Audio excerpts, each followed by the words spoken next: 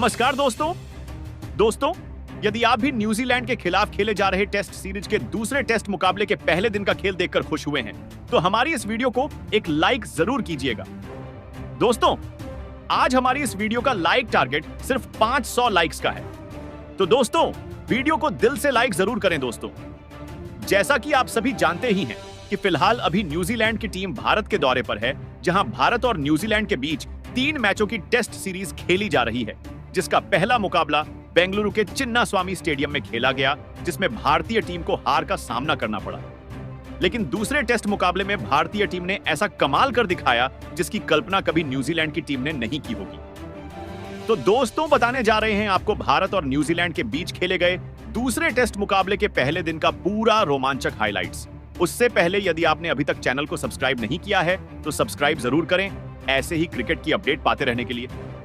तो दोस्तों, भारत और न्यूजीलैंड के बीच 3 मैचों की टेस्ट सीरीज का दूसरा टेस्ट मुकाबला पुणे स्टेडियम में खेला जा रहा है, जहां टॉस के लिए सिक्का उछाला गया।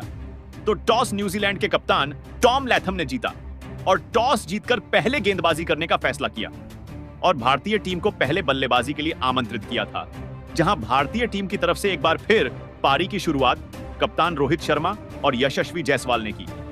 जहां पहले टेस्ट मुकाबले में भारतीय टीम को बेहतरीन शुरुआत नहीं मिलने के कारण भारतीय टीम को पहला टेस्ट गंवाना पड़ा था।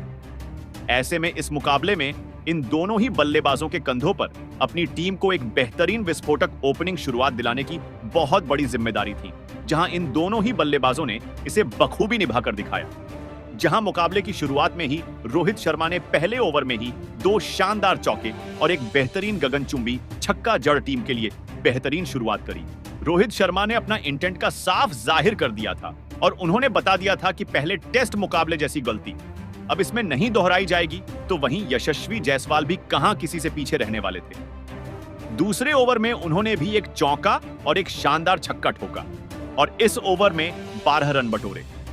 भारतीय टीम की यह जोड़ी विस्फोटक अंदाज में बल्लेबाजी कर रही थी और जायसवाल और रोहित शर्मा की बल्लेबाजी देखकर न्यूजीलैंड के गेंदबाज और कप्तान के पसीने छूटने लगे थे।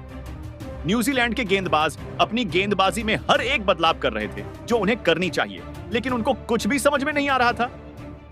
रोहित शर्मा और जायसवाल पर जहां किसी को भी नहीं छोड़ते हुए आसानी से बड़े शॉट खेल रहे थे और ऐसी ही तूफानी बल्लेबाजी करते हुए इन दोनों ही बल्लेबाजों ने 6 ओवर में ही अर्धशतकीय साझेदारी करते हुए भारतीय टीम को 50 रनों का आंकड़ा पार करा दिया था। इन दोनों के द्वारा ऐसी बल्लेबाजी देखने को मिल रही थी जैसे आज T20 मैच खेला जा रहा हो। ऐसे ही 8वें ओवर में टिम साउदी की पहली ही बॉल पर रोहित शर्मा ने एक और छक्का ठोक दिया। इसके बाद तीसरी बॉल पर चौका ठोककर टिम साउदी के होश उड़ा दिए थे और फिर रोहित शर्मा यहीं नहीं रुके। उन्होंने ओवर की आखिरी बॉल पर भी एक बेहतरीन छक्का ठोक न्यूजीलैंड के खेमे में हड़कंप मचा दिया। कप्तान रोहित शर्मा की तूफानी विस्फोटक बल्लेबाजी मैदान पर कोहराम मचा रही थी। वहीं दूसरी तरफ यशस्वी जायसवाल का बल्ला भी जमकर आग उगल रहा था और उन्होंने 10वें ओवर में मैट हेनरी को आड़े हाथों लेते हुए इनके ओवर में 2 बेहतरीन छक्के और एक शानदार चौका लगाकर न्यूजीलैंड को बैकफुट पर ला दिया था। यह दोनों ही टेस्ट मुकाबले को T20 की तरह खेल रहे थे और ताबड़तोड़ विस्फोटक अंदाज में न्यूजीलैंड के गेंदबाजों की जमकर कुटाई कर रहे थे। एक तरफ से रोहित शर्मा का बल्ला मैदान पर तूफान मचा रहा था, तो दूसरी तरफ यशस्वी जायसवाल अपने अलग ही अंदाज में बल्लेबाजी कर रहे थे, जहां 11वें ओवर में 2 बेहतरीन छक्के ठोककर रोहित शर्मा ने अपना विस्फोटक अर्धशतक सिर्फ 30 गेंदों में ही पूरा कर लिया था। साथ ही उन्होंने भारतीय टीम को 100 का आंकड़ा भी पार करा दिया था। दूसरी तरफ यशस्वी जायसवाल भी अपने अर्धशतक के बेहद करीब पहुंच चुके थे और 13वें ओवर की मेन विलियम ओरॉर्को को 2 तूफानी छक्का ठोकर यशस्वी जायसवाल ने भी अपने अर्धशतक को पूरा किया। जायसवाल का भी बल्ला रुकने का नाम नहीं ले रहा था और इन दोनों ने ही भारतीय टीम को बेहतरीन शुरुआत दिला दी थी और 15 ओवर में ही भारतीय टीम 137 रनों पर पहुंच चुकी थी, जिसके बाद एजाज पटेल ने आकर 16वें ओवर में भारतीय टीम को पहला झटका दिया और तूफानी बल्लेबाजी कर रहे यशस्वी जायसवाल को ओवर की चौथी गेंद LBW आउट कर दिया। जहां यशस्वी जायसवाल आज 63 रन की तूफानी पारी खेलकर ऑन आउट हुए और अब SSV जायसवाल के आउट होने के बाद किंग विराट कोहली मैदान पर बल्लेबाजी करने के लिए उतरे। और दोस्तों, विराट कोहली ने मैदान पर उतरते से कवर ड्राइव के द्वारा एक बेहतरीन चौका लगाया और अपना खाता खोला। इसके बाद तो कोहली का बल्ला यहीं नहीं रुका और उन्होंने एक तूफानी छक्का ठोका और भारतीय टीम को 150 रनों के पार पहुंचाया। अब विराट कोहली ने रोहित शर्मा के साथ साझेदारी बनाना शुरू कर दिया था और अपनी टीम के स्कोर को आगे बढ़ाने लगे थे। जहां विकेट गिरने का कोई भी दबाव भारतीय बल्लेबाजों ने अपने ऊपर नहीं लिया था और कोहली ने आते से ही बड़े शॉट खेलकर इसको साबित कर दिखाया था। इसके बाद अगले ओवर में रोहित शर्मा ने एक बार फिर हाथ खोले और 3 बेहतरीन चौके इस एजाज पटेल के ओवर में ठोक दिए थे। वहीं रोहित शर्मा अपने शतक के करीब आगे बढ़ रहे थे, तो वहीं भारतीय टीम से 200 रनों का आंकड़ा कुछ ज्यादा दूर नहीं था। 20 ओवर में भारतीय टीम का स्कोर 182 रन हो चुका था, तो वहीं विराट कोहली ने मैट हेनरी के अगले ओवर में 2 चौके ठोककर इसे और भी नजदीक पहुंचा दिया। तो वहीं इसके बाद रोहित शर्मा का बल्ला एक बार फिर चला और सबसे पहले उन्होंने पुल शॉट के जरिए बाउंसर पर एक छक्का ठोका और भारतीय टीम को 200 रनों के पार पहुंचाया। इसके बाद 2 बेहतरीन चौके लगाए और अपना तूफानी शतक सिर्फ 70 गेंदों में ही जड़ दिया था, जिसके बाद रोहित शर्मा विराट कोहली से गले मिले और अपने शतक को सेलिब्रेट किया। साथ ही कोच गौतम गंभीर के साथ पूरी टीम ने खड़े होकर तालियां बजाई। रोहित शर्मा का बल्ला आज मैदान पर तूफान मचा रहा था, तो वहीं विराट कोहली भी इनसे पीछे नहीं रहे और इन्होंने टिम साउदी के ओवर में एक नजाकत भरा शॉट लगाया और चौका बटोरा। इसके साथ ही अब इन दोनों के बीच में 50 रनों से ज्यादा की साझेदारी हो चुकी थी। भारतीय टीम की इस तरह की बल्लेबाजी देखकर हर कोई हैरान था, जहां न्यूजीलैंड की टीम का तो ऐसा हाल था मानो उनके पैरों तले जमीन खिसक गई हो। अब शतक लगाने के बाद तो रोहित शर्मा ने अपनी लय ही बदल ली और काफी आक्रामक और भी विस्फोटक अंदाज में बल्लेबाजी करने लगे।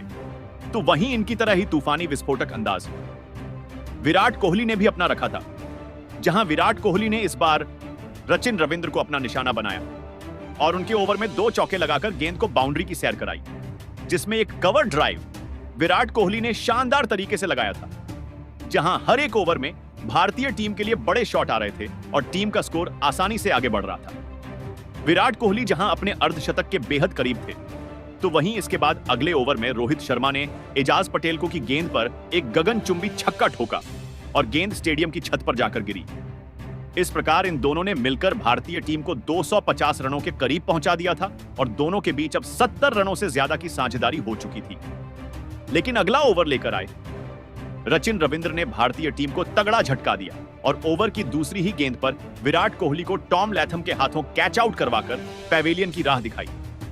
विराट कोहली अपने अर्धशतक से सिर्फ 4 रनों से चूक गए और 46 रन बनाकर आउट हुए और जब विराट कोहली आउट हुए तो लंच की घोषणा कर दी गई। इस दौरान भारतीय टीम ने 238 रन बना लिए थे और रोहित शर्मा 127 रन बनाकर क्रीज पर मौजूद थे। तो वहीं लंच के बाद मुकाबला शुरू हुआ, तो रोहित शर्मा का साथ निभाने मैदान पर बल्लेबाजी करने के लिए सरफराज खान आए, जिन्होंने पहले टेस्ट मुकाबले में शतक जड़ भारतीय टीम की मैच में वापसी कराई थी और सरफराज खान ने आते से ही भागकर 2 रन लिए और अपना खाता खोला। भारतीय टीम के 2 विकेट जरूर गिरे थे, लेकिन भारतीय टीम अभी अच्छी स्थिति में थी। ऐसे में दबाव न्यूजीलैंड की टीम पर और भी ज्यादा बढ़ चुका था, जिसे सरफराज खान ने इस ओवर में 2 चौके लगाकर और बढ़ा दिया था। इसके साथ ही भारतीय टीम ने 250 रन का आंकड़ा पार किया। वहीं रोहित शर्मा का बल्ला रुकने का नाम ही नहीं ले रहा था और उन्होंने अगले ओवर में मैट हेनरी को 2 छक्के ठोके और अपनी पारी को 150 रनों के पार ले गए। वहीं सरफराज खान भी अब रोहित शर्मा का बेहतरीन साथ निभा रहे थे और अब इन दोनों के बीच में शानदार साझेदारी तैयार होने लगी थी, जिसके बाद सरफराज खान ने विलियम ओरॉर्को के ओवर में एक चौका स्टेट में लगाया और साझेदारी को आगे बढ़ाया, जहां 35वां ओवर टिम साउदी लेकर आए और इस ओवर की दूसरी ही गेंद पर रोहित शर्मा ने पुल शॉट के जरिए छक्का जड़ा। लेकिन इसी ओवर की चौथी बॉल पर रोहित शर्मा को साउदी ने बोल्ड कर पैवेलियन की राह पकड़ाई और न्यूजीलैंड की टीम ने राहत की सांस ली। जी हां दोस्तों, भारतीय टीम को अब काफी बड़ा झटका लग चुका था और रोहित शर्मा 162 रन बनाकर आउट हो चुके थे, जहां भारतीय टीम का स्कोर 286 रन हो चुका था। अब दोस्तों, रोहित शर्मा के आउट होने के बाद मैदान पर बल्लेबाजी करने के लिए आए ऋषभ पंत, जिन्होंने पहले टेस्ट में तूफानी पारी खेली थी। हालांकि सिर्फ 1 रन से वह अपने शतक से चूक गए थे। अब न्यूजीलैंड की टीम ने रोहित को आउट करने के बाद भारतीय टीम पर दबाव बनाना चाहा, जहां न्यूजीलैंड के गेंदबाज चाहते थे कि जल्द से जल्द विकेट निकाले जाएं और इस दबाव को और बढ़ाया जाए। हालांकि पंत और सरफराज खान आज अलग ही मूड में नजर आ रहे थे। उनकी बल्लेबाजी देखकर ऐसा लग रहा था जैसे कि वह डगआउट से ही सेट होकर आए हैं और उन्होंने आते से ही न्यूजीलैंड के गेंदबाजों पर कहर ढाना शुरू कर दिया। देखते ही देखते टेस्ट मैच को उन्होंने कब T20 में बना दिया पता ही नहीं चला, जहां 50वें ओवर में मैट हेनरी की गेंद को बाउंड्री के पार चौके के लिए भेजकर पंत टीम के स्कोर को तेजी से आगे बढ़ाना शुरू कर दिया था और इसी के साथ उन्होंने टीम इंडिया को 300 रनों के पार भी पहुंचाया। इसके बाद भी सरफराज खान का बल्ला आज फिर रुकने का नाम नहीं ले रहा था। जहां अपनी घातक बल्लेबाजी से इस खिलाड़ी ने 52वें ओवर की तीसरी गेंद पर टिम सऊदी को शानदार चौका लगाते हुए सिर्फ 40 गेंदों में ही अपना अर्धशतक पूरा कर लिया था। उनकी ऐसी बल्लेबाजी देखकर न्यूजीलैंड की टीम के होश उड़ चुके थे और उनके गेंदबाजों ने पसीने छोड़ दिए थे। उन्हें समझ नहीं आ रहा था कि क्या किया जाए, क्योंकि इन दोनों ने तो अपनी विस्फोटक बैटिंग से तहलका मचाकर रख दिया था। इन दोनों का बल्ला रुकने का नाम ही नहीं ले रहा था। जहां एक तरफ से पंत का बल्ला आग उगल रहा था, तो वहीं दूसरी तरफ सरफराज खान अपने अलग ही अंदाज में बल्लेबाजी कर रहे थे और एक के बाद एक चौके की झड़ी लगाते हुए इन्होंने भारतीय टीम के स्कोर को 330 रनों के पार पहुंचाया। आज एक बार फिर पंत और सरफराज की जोड़ी ने न्यूजीलैंड के गेंदबाजों के होश उड़ा दिए थे। ऋषभ पंत और सरफराज खान की यह जोड़ी एक बार फिर बड़ी साझेदारी बनाने के लिए अब आगे बढ़ने लगी थी। एक तरफ से सरफराज खान गेंदबाजों की कुटाई कर रहे थे, तो वहीं ऋषभ पंत भी उनका बखूबी साथ निभा रहे थे। उनकी अद्भुत बल्लेबाजी का लुत्फ पूरा स्टेडियम उठा रहा था। न्यूजीलैंड के गेंदबाज इन्हें रोकने की पूरी कोशिश कर रहे थे और इसी सोच में थे कि कैसे भी करके एक विकेट चटकाया जाए और लय को तोड़ा जाए। लेकिन आज सिर्फ उन्हें मायूसी हाथ लग रही थी, जहां एजाज पटेल को आड़े हाथों लेते हुए सरफराज ने शानदार चौका लगाया और टीम इंडिया को 350 रनों के पार पहुंचा दिया। इसके बाद 66वें ओवर में भी एजाज पटेल की ऋषभ पंत ने धज्जियां उड़ाकर रख दी, जहां ओवर की पहली ही गेंद पर पंत ने तूफानी छक्का लगाकर बेहतरीन स्वागत किया। इसके बाद तीसरी गेंद पर एक बार फिर गगनचुंबी छक्का लगाकर गेंद को मैदान के बाहर भेज दिया। पंत यहीं नहीं रुके और अंतिम गेंद पर भी उन्होंने एक शानदार चौका लगाया और अपना शानदार अर्धशतक पूरा किया। इसी के साथ ही इन दोनों के बीच 100 रनों से ज्यादा की साझेदारी भी पूरी हो चुकी थी, जिसके दम पर टीम इंडिया ने अब मुकाबले में जबरदस्त पकड़ डीएच बना ली थी, जहां 60 ओवर में टीम इंडिया 380 रन बना चुकी थी और टी ब्रेक हो जाता है, जिसके बाद एक बार फिर मुकाबला शुरू होता है, जहां दोनों बल्लेबाज एक बार फिर मैदान में उतरे और आते से ही सरफराज खान ने मैट हेनरी को आड़े हाथों लिया और पहले तो लगातार 3 गेंदों पर 3 तूफानी छक्के ठोक डाले और इसके बाद एक शानदार चौका लगाया, जिसे देख पूरा स्टेडियम गूंज उठा। जिसके बाद ऋषभ पंत ने भी अपने हाथ खोले और बड़े शॉट लगाना शुरू कर दिया। जहां इन दोनों की बल्लेबाजी देखते ही बन रही थी, जिसे देखकर सभी खुश थे, तो वहीं कप्तान रोहित शर्मा, विराट कोहली के साथ साथ कोच गौतम गंभीर भी खुश नजर आ रहे थे और यह भी इन दोनों की बल्लेबाजी का लुत्फ उठा रहे थे। जहां न्यूजीलैंड की टीम विकेट निकालने की हर संभव प्रयास कर रही थी, लेकिन विकेट निकालना इतना आसान नहीं था। जहां इस दौरान सरफराज खान एक शानदार चौका लगाया और अपना शतक पूरा किया, साथ ही भारतीय टीम को 400 रनों का आंकड़ा भी पार कराया। वहीं दूसरी तरफ से ऋषभ पंत ने भी अगले ओवर में 2 बेहतरीन चौके ठोके और अगले ही ओवर में एक चौका सरफराज खान के बल्ले से भी निकला। हालांकि शतक ठोकने के बाद सरफराज ज्यादा देर तक टीके न रह पाए, जहां ऋषभ पंत और सरफराज खान के बीच एक 140 रन से ज्यादा की साझेदारी हो चुकी थी, जिसे टिम सऊदी ने तोड़ा और अपने टीम के लिए एक बड़ा विकेट हासिल किया। सरफराज खान 112 रन बनाकर अपना विकेट टीम सऊदी को दे बैठे, जिसके चलते यहां टीम इंडिया को चौथा बड़ा झटका लगा और जब सरफराज खान आउट हुए तब 417 रन का स्कोर भारत की टीम का हो गया था। जिसके बाद के एल राहुल बल्लेबाजी के लिए मैदान में उतरे और ऋषभ पंत का साथ निभाने लगे। दूसरी तरफ ऋषभ पंत बेहतरीन बल्लेबाजी कर रहे थे। हालांकि दिन का खेल खत्म होने में ज्यादा समय नहीं बचा था और यहां से भारतीय टीम को एक बेहतरीन साझेदारी की जरूरत थी।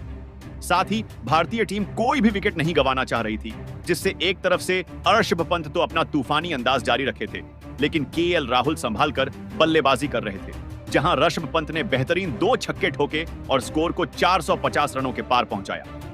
हालांकि कुछ समय संभालकर खेलने के बाद राहुल को समझ में आ गया कि धीमे बल्लेबाजी करना सही नहीं है और बड़े शॉट लगाना ही पड़ेगा। ऐसे में दिन के अंतिम 5 ओवर का खेल बचा हुआ था और केएल राहुल ने भी अब अपने हाथ खोल दिए थे, जहां इन दोनों ही खिलाड़ियों ने सोच लिया था कि आज के स्कोर को 500 रनों के पार पहुंचाया जाए और उन्होंने आने वाले सभी गेंदबाजों की कुटाई करनी शुरू कर दी। जहां पहले के एल राहुल ने मैट हेनरी के ओवर में एक चौका और एक छक्का ठोका। इसके बाद ऋषभ पंत ने टिम साउदी को निशाना बनाया और 2 छक्के इनके ओवर में ठोके। वहीं विलियम ओरॉर्को को भी आड़े हाथों लेते हुए इन दोनों ने ही उनके ओवर से 18 रन बटोरे और टीम के स्कोर को 500 रनों के पार पहुंचाया। इस प्रकार ऋषभ पंत और के एल राहुल ने मिलकर अंतिम 5 ओवर में 56 रन ठोक डाले और दिन का खेल खत्म होने तक भारतीय टीम ने स्कोर बोर्ड पर 513 रन लगा दिए हैं। जहां ऋषभ पंत 82 रन बनाकर तो वहीं के एल राहुल 38 रन बनाकर क्रीज पर जमे हुए हैं। तो अब दोस्तों देखना यह होगा कि भारतीय टीम दूसरे दिन कितना स्कोर बनाती है और कितने स्कोर पर पारी को घोषित करती है। हालांकि कप्तान रोहित शर्मा चाहेंगे कि दूसरे दिन सबसे पहले ऋषभ पंत अपना शतक पूरा करें, उसी के बाद पारी को घोषित करें। तो दोस्तों आपको क्या लगता है, रोहित शर्मा कितने स्कोर के बाद पारी को घोषित करेंगे? आप आज भारतीय टीम के प्रदर्शन को 10 में से कितने अंक देना चाहेंगे? कमेंट बॉक्स में हमें अपनी राय जरूर बताएं। नए हैं तो चैनल को सब्सक्राइब जरूर करें, वीडियो को लाइक और शेयर करना बिल्कुल नहीं भूलें। धन्यवाद।